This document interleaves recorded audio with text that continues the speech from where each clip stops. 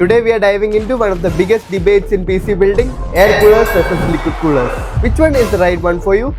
Let's break it down. First up, basics. Air coolers is സാധാരണ ഒരു വലിയ heat sink കാണും, ഒന്നല്ലെങ്കിൽ രണ്ട് ഫാൻസ് കാണും. CPU ഹീറ്റ് അബ്സോർബ് ചെയ്തെടുത്തിട്ട് ഫാൻസ് സിമ്പിൾ ആൻഡ് എഫക്റ്റീവ് ആയിട്ട് ഹീറ്റ് ഡെസിപ്പേറ്റ് ചെയ്ത് കളയും.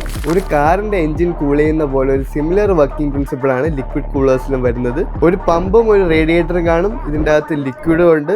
ലിക്വിഡ് CPU ഹീറ്റ് അബ്സോർബ് ചെയ്തെടുത്തിട്ട് പമ്പ് ലിക്വിഡ് സർക്കുലേറ്റ് ചെയ്ത് റേഡിയേറ്റർ വഴി ഹീറ്റ് റേഡിയേറ്റ് ചെയ്ത് കളയും. Let's talk performance. നിങ്ങളൊരു മിഡ് റേഞ്ച് CPU ആണ് യൂസ് ചെയ്യുന്നതെങ്കിൽ and if you don't have plans for overclocking it, a good air cooler is more than enough. But if you are using a high-end CPU and overclock ചെയ്ത് use ചെയ്യാൻ plans ഉണ്ടെങ്കിൽ better heat dissipation തരുന്ന 240 അല്ലെങ്കിൽ 360 mm വരുന്ന liquid coolers use ചെയ്യുന്നതാണ് better. Air കൂളേഴ്സിന് chance of failure വളരെ കുറവാണ്, ബിക്കോസ് അതിൻ്റെ അകത്ത് മൂവിങ് പാർട്സ് ജസ്റ്റ് ആ ഫാൻസ് മാത്രമേ വരുന്നുള്ളൂ.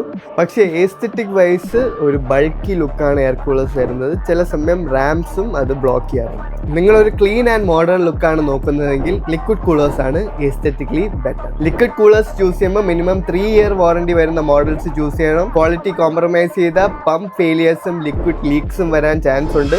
ഇവിടെയുള്ള പല ബിൽഡേഴ്സും ക്വാളിറ്റി കുറഞ്ഞ ലിക്വിഡ് കൂളേഴ്സ് യൂസ് ചെയ്യുന്നത് കാണാറുണ്ട്. Please stop it. നമ്മളെയാണല്ലോ മച്ചമ്പി.